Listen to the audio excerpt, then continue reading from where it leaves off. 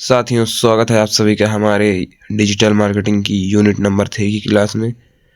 और हमने 2 वीडियोस में 2 चैप्टर कंप्लीट कर लिए हैं और ये हमारा यूनिट नंबर 3 की क्लास है डिजिटल मार्केटिंग के लिए, खास करके बुंदेलखंड यूनिवर्सिटी की छात्र छात्राओं के लिए।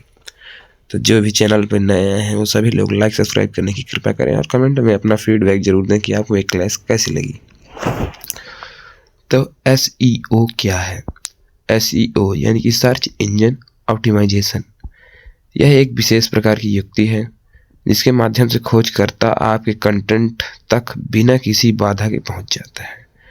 जी हाँ, जैसे मान लीजिए आपने डिजिटल मार्केटिंग की क्लास को यूट्यूब पर जाकर सर्च किया, तो यदि उसके ओनर ने अच्छे से SEO किया होगा तो जैसे ही आप सर्च करेंगे उसका वीडियो आपके पास आ जाएगा। यही होता है सर्च इंजन ऑप्टिमाइजेशन। आशा करता हूँ आप समझ गए होंगे। ये निम्न बिंदुओं पर कार्य करता है: कीवर्ड, टैग, शीर्षक लेखन, डिस्क्रिप्शन, विवरण, hashtags, viral URL, links etcetera. जैसे कीवर्ड्स, आपने जिस विषय के ऊपर कंटेंट बनाया है उसी तरह के उसी के बारे में आपको कीवर्ड्स लगाने होते हैं। टैग्स, वायरल टैग्स लगाने होते हैं। शीर्षक लेखन, उसके बारे में आपको सब कुछ लिखना होता है, तभी जाके जो ग्राहक होगा उसको आपका वीडियो पसंद आएगा। डिस्क्रिप्शन, आपने अपने वीडियो में किस चीज़ के बारे में बताया उस सब का विवरण लिखना होता है और लिंक्स भी डालनी होती हैं। SEO डिजिटल मार्केटिंग के लिए बहुत ज़रूरी पहलू है।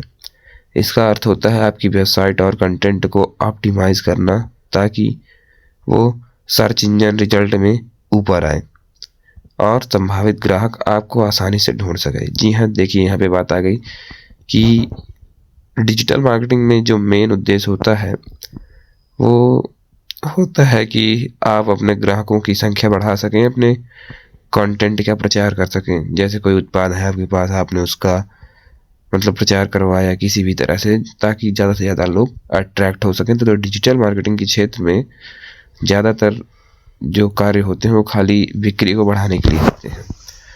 दूसरा प्रश्न, what is search and display marketing? तो सर्च मार्केटिंग और डिस्प्ले मार्केटिंग क्या है? सर्च मार्केटिंग और डिस्प्ले मार्केटिंग दो अलग अलग तरीके हैं। सर्च मार्केटिंग यह तब इस्तेमाल होता है जब लोग किसी खास सामान या सेवा की तलाश में हों। सर्च मार्केटिंग, जैसे नाम से स्पष्ट हो जाता है, सर्च ग्राहक आपके सामान को सर्च कर रहा है, तब यह मार्केटिंग होती है। और अब बात करते हैं कि सर्च मार्केटिंग में विज्ञापन उन लोगों को दिखाए जाते हैं जो पहले से आपके सामान की या उत्पाद की तलाश कर रहे हों। जी हाँ, जैसे मान लीजिए आपने YouTube पे कोई पढ़ने की क्लास सर्च की, तो वहाँ पे आपको बहुत सारे कोर्सेज दिख जाएंगे, ये कीजिए आपके लिए अच्छा रहेगा। तो आपके सर्च के अकॉर्डिंग ही आपको चीज़ें मिलती हैं। दूसरा है डिस्प्ले मार्केटिंग। यह तब इस्तेमाल होता है जब आप किसी व्यक्ति का ध्यान शुरुआत में ही खींचना चाहते हैं। ये विज्ञापन डेस्कटॉप, PC, स्मार्टफोन जैसी डिवाइस पर दिखाए जाते हैं।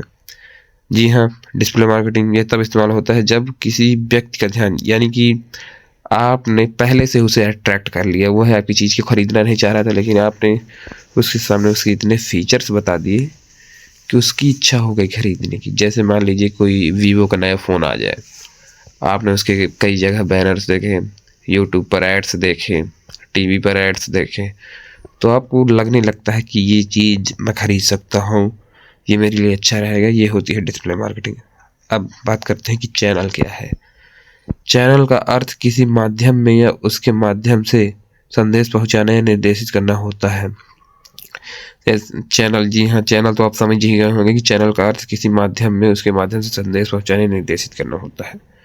तो जैसे मैं आपको निर्देशित कर रहा हूँ या कुछ दे रहा हूँ अपने चैनल पर, ये मेरे पढ़ाई से रिलेटेड चैनल हो गए। आप न्यूज़ चैनल पे जाएंगे तो वहाँ पे आपको खबरें मिलेंगी। इसी तरह से बहुत सारे चैनल होते हैं। अब मल्टी चैनल संचार क्या है? Multi channel communication.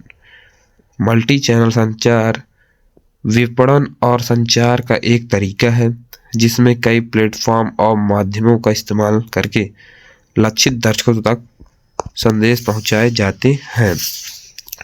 तो जैसे कि नाम से स्पष्ट है, मल्टी यानी कि ज़्यादातर या अनेक, विपणन संचार एक तरीका है। तो मल्टी चैनल जो है वो भी एक प्रचार का माध्यम है, डिजिटल मार्केटिंग के लिए उपयोगी है, जिसके माध्यम से, लेकिन इसके जो दर्शक होते हैं वो लक्षित होते हैं। आप क्या मतलब आपको किसे क्या देना है ये सब एकदम कंफर्म होता है, तभी जाके आप कंटेंट को या उत्पाद को अपने ग्राहक तक पहुंचा सकते हैं। प्लेटफॉर्म माध्यम का इस्तेमाल करके लक्षित दर्शकों तक संदेश पहुंचाए जाते हैं। जी हाँ, लक्षित दर्शकों तक संदेश पहुंचाए जाते हैं। इसमें email, social media, website, mobile application के जैसे कई चैनलों का प्रयोग किया जाता है। जैसे मान लीजिए आप कोई मार्केट के कुछ सेलर हैं, तो आपका मान लीजिए आप कपड़े की दुकान पे रखते हैं और आपके कुछ निश्चित कस्टमर हैं। तो जैसे ही आपकी दुकान में कोई अच्छा सा माल आएगा तो आप उनको मेल करके, मैसेज करके कुछ बता सकते हैं कि ये आया है, आप खरीद सकते हैं। ये होता है मल्टी चैनल संचार। इसमें ईमेल, सोशल मीडिया, जी हाँ देखिए, ईमेल, सोशल मीडिया, वेबसाइट, आपने बहुत सारे सोशल मीडिया प्रोफाइल देखे होंगे जहाँ पे किसी बिजनेस की वस्तुओं का प्रचार होता है। यही है मल्टी चैनल संचार। और multi channel communication advantage and limitation. तो मल्टी चैनल संचार के लाभ और हानियों के बारे में बात करते हैं। मल्टी चैनल संचार के लाभ। कई चैनलों का लाभ उठाने से ब्रांड अपने ग्राहकों के साथ कई टच पॉइंट पर बातचीत कर सकते हैं।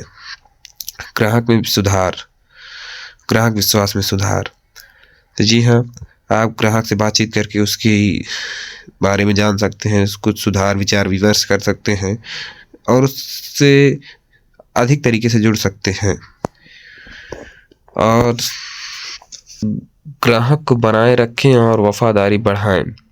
जब आप लगातार ग्राहक के लिए उपलब्ध रहते हैं और अपने ग्राहकों के साथ जुड़ते हैं तो न केवल उन्हें आप तक पहुंचना आसान हो जाता है, बल्कि वे ब्रांड के साथ एक गहरा संबंध भी बना लेते हैं। जी हाँ, जैसे आपने बहुत सारी जगहों पे देखा होगा कि ये हमारी पुरानी दुकान है, हम हमेशा यहीं से सामान लेते हैं, तो इसे ही ग्राहक तक आसानी से गहरा संबंध भी बनाते हैं। जी हाँ, गहरा संबंध यहाँ से मतलब है कि आप अपने ग्राहक के साथ बॉन्ड बना सकते हैं, उसके साथ एक व्यापारी करना होकर एक दोस्ताना व्यवहार रख सकते हैं, जिसकी वजह से वो आपकी तरह ज़्यादा अट्रैक्ट होगा। एक ही रणनीति में प्रत्येक चैनल के लाभों का लाभ उठा सकते हैं। जी हाँ, और मल्टी चैनल संचार की लिमिटेशन समस्याएं बार बार एक जैसी जानकारी हो, तो ग्राहकों को बार बार एक जैसी ही जानकारी देनी पड़ सकती है, जिससे उन्हें लग सकता है कि ऑर्गेनाइजेशन को ग्राहक की समझ नहीं है। कर्मचारी कई सिस्टम से जानकारी के छोटे छोटे टुकड़े गलत तरीके से दर्ज कर सकते हैं। तो मल्टी चैनल संचार की लिमिटेशंस, तो ग्राहकों को एक बार एक जैसी जानकारी, जब आप किसी को हमेशा एक ही जैसी जानकारी देते तो वो समझ जाता है कि इसके पास कुछ नहीं है बोलने के लिए, और फिर वो आपसे दूर हो जाता है। ऑर्गेनाइजेशन को ग्राहक की समझ नहीं है। जी हाँ, ये देखिए बात आ गई कि आप यदि अपने कस्टमर को समझ नहीं रहे हैं कि उसे क्या चाहिए, कैसा चाहिए, तो आप उस ग्राहक को अपनी ओर अट्रैक्ट नहीं कर सकते हैं। कर्मचारी कई सिस्टम से जानकारी के छोटे छोटे टुकड़े गलत तरीके से दर्ज कर सकते हैं। तो ऑर्गेनाइजेशन को भी अपनी गलतियों का ध्यान देना होता है। यही है मल्टी चैनल संचार की कमियां। और इसी के साथ डिजिटल मार्केटिंग का ये तीसरा चैप्टर समाप्त होता है। अगर आपको वीडियो अच्छा लगा हो तो लाइक, सब्सक्राइब कर दीजिएगा। कमेंट में अपना फीडबैक ज़रूर दीजिएगा। राधे राधे।